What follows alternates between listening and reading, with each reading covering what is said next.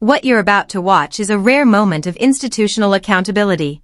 A sitting FBI director under direct questioning from a Senate Oversight Committee. At the center of this hearing, allegations of a politically motivated pause in FBI background investigations, questions about a so-called enemies list targeting career government officials, and pointed inquiries about a U.S. attorney nominee whose own former colleagues at Fox News reportedly called her, and we're quoting directly here, a reckless maniac. Senator Sheldon Whitehouse of Rhode Island is the questioner. FBI Director Kash Patel is in the chair. The stakes involve the independence of federal law enforcement, the integrity of the confirmation process, and whether political loyalty is quietly reshaping one of America's most powerful institutions. Watch carefully, because the answers are just as revealing as the questions.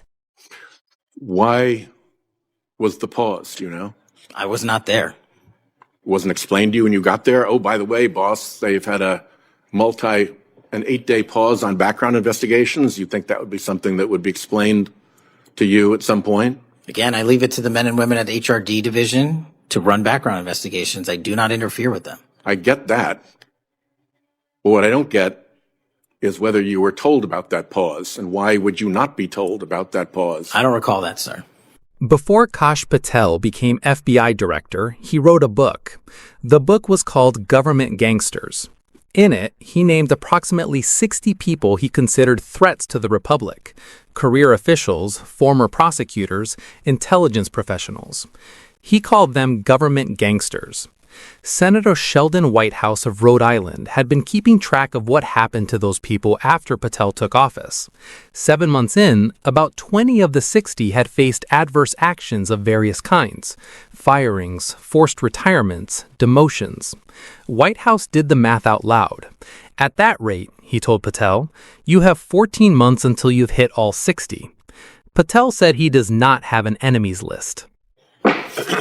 Boy, is my timing good. It is very good. Director Patel, welcome. Thank you, sir. When you were here for your confirmation, we talked about your so-called enemies list. It appears to me that there have been adverse actions of various kinds taken against about 20 of the 60 people on your enemies list. You've been in office for 7 months. At that rate, you've got 14 months until you've hit all 60. Can you explain that? Again, that is an entirely inaccurate presupposition. I do not have an enemies list. You can continue to characterize it as you wish.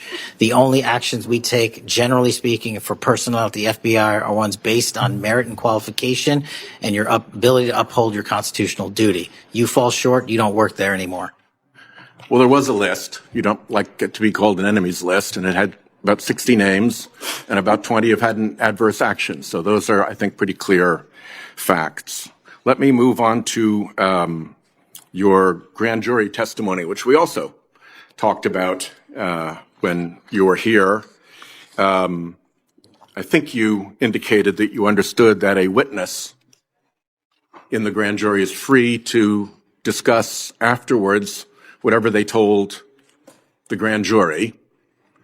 And you then went on to suggest, saying, I can't go into court orders granted by the D.C. District Chief Judge, and you want me to violate a court order.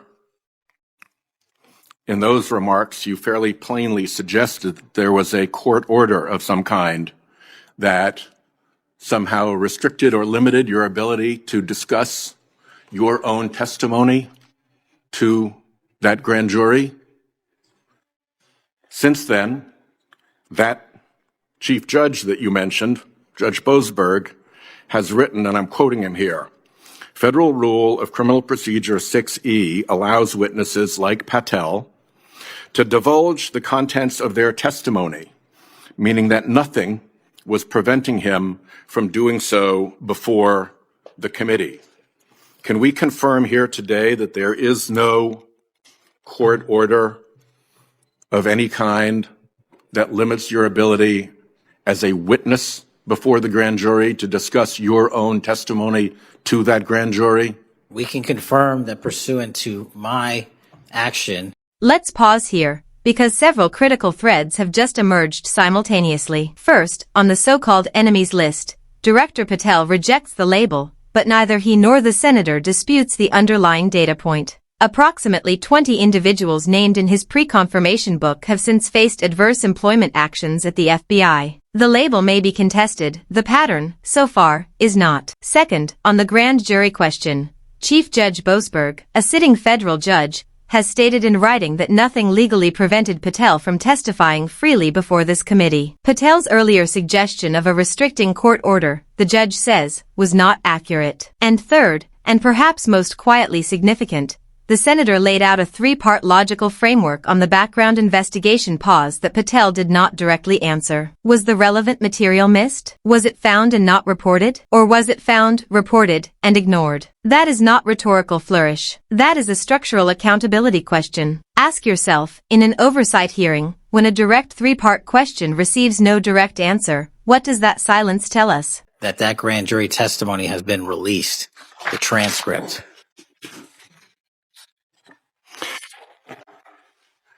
Let's, in what forum was it released, may I ask? Publicly. Okay. We'll check on that. The FBI does background investigations. In the case of a U.S. attorney, Janine Pirro, it has come to light that in a civil proceeding, that Fox News executives, prior to her confirmation, called her, I'm quoting here, a reckless maniac who makes, quote, insane comments, and said, I don't trust her to be responsible, and noted her penchant for what they called random conspiracy theories on weird internet sites. My question to you is, did that turn up in her background investigation? For any background investigation, Senator, we do not discuss those publicly. And for every background investigation, when there's an adjudication, it is not made by me. It is made by the career professionals who run the inspection division and background check system. Do you know if that information was found? You see, we're an oversight body here, and there are really three possibilities here. One is that the FBI background investigation didn't find that stuff. That's worth noting because these investigations, full field background investigations, are supposed to find that stuff. That's possibility one. Possibility two is that the FBI did in fact find that information and then did not report it to the administration or to the committee. And the third is that you found it, you reported it to the administration, and they went ahead with her nomination knowing that she had been described as a reckless maniac who made insane comments, who wasn't trusted by colleagues to be responsible, and who had a penchant for random conspiracy theories on weird internet sites. Are you saying that this committee does not have any authority or reason to look into which of those things is true? This committee can look into anything it wishes. I'm telling you that the background investigations that are done by the HRD division are done by career individuals. They do not report the details of those to me. They adjudicate those independently and individually. That's how it's always been done. What happened during the pause of FBI background investigations that was alleged in the complaint against you and the FBI by the FBI agents who were terminated? On February 12th, Emil Bovee directed the FBI, quote, to pause any FBI background investigations of Trump nominees until Patel was confirmed, which happened on February 20th, is the general description of what they alleged. Why, do you know, were background investigations paused? Was it so material like this could be scrubbed out of them? And have they been resumed without that pause fully and normally after your arrival on February 20th? I can speak to the time period since I got there. Background investigations have been ongoing across the board at the FBI. Why was the pause, do you know? I was not there. Wasn't explained to you when you got there? Oh, by the way, boss, they've had an 8-day pause on background investigations. You think that would be something that would be explained to you at some point? Again, I leave it to the men and women at HRD division to run background investigations. I do not interfere with them. I get that. But what I don't get is whether you were told about that pause, and why would you not be told about that pause? I don't recall that, sir. All right.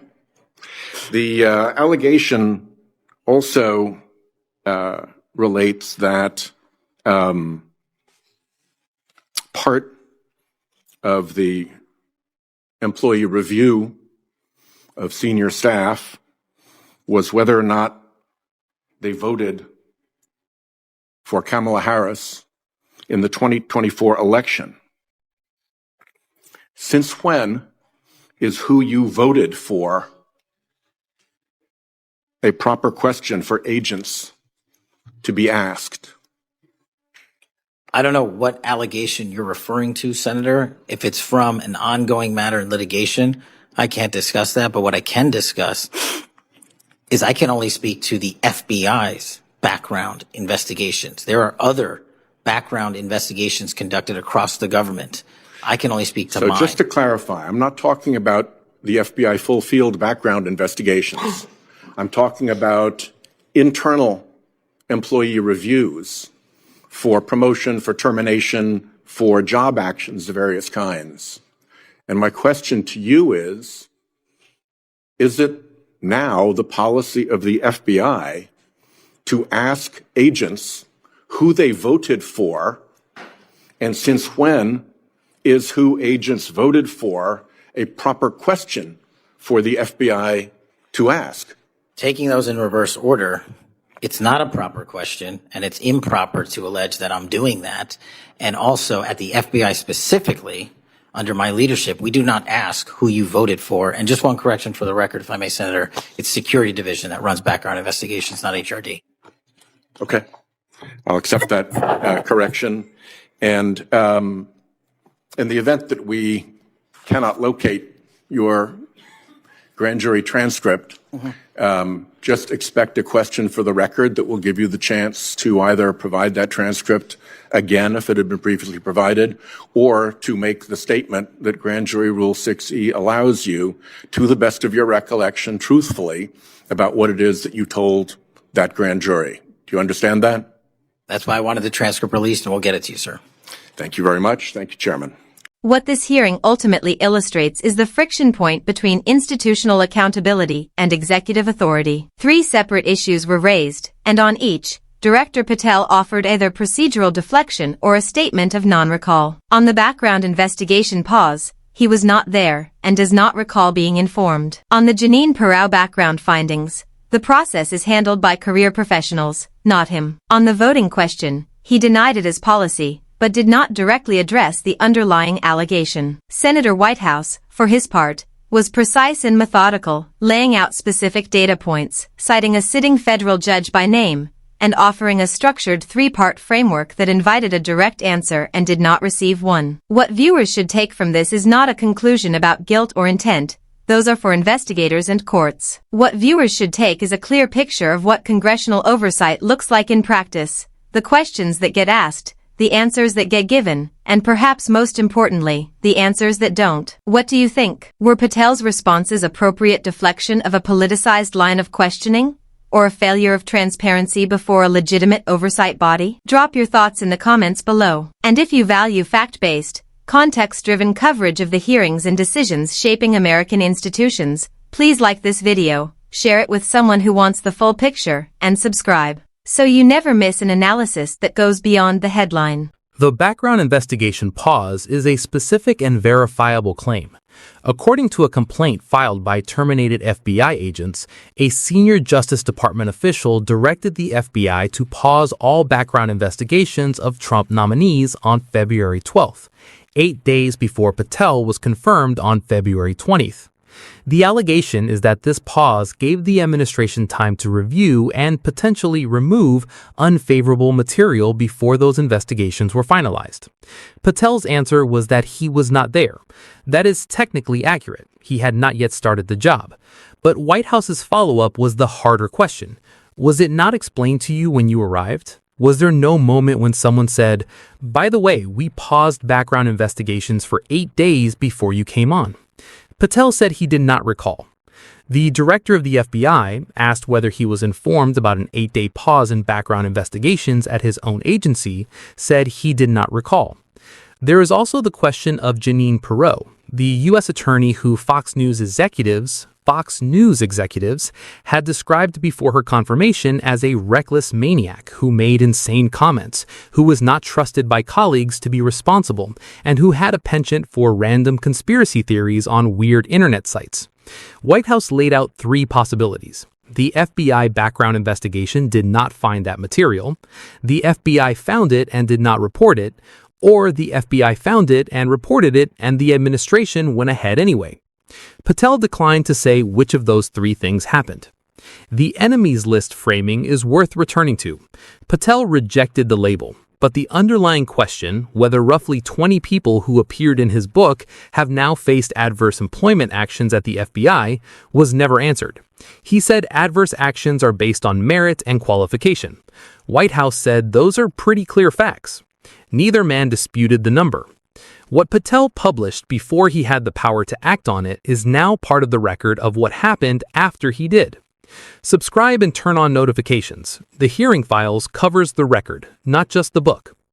He said he does not have an enemies list. 20 of the 60 had already been reached.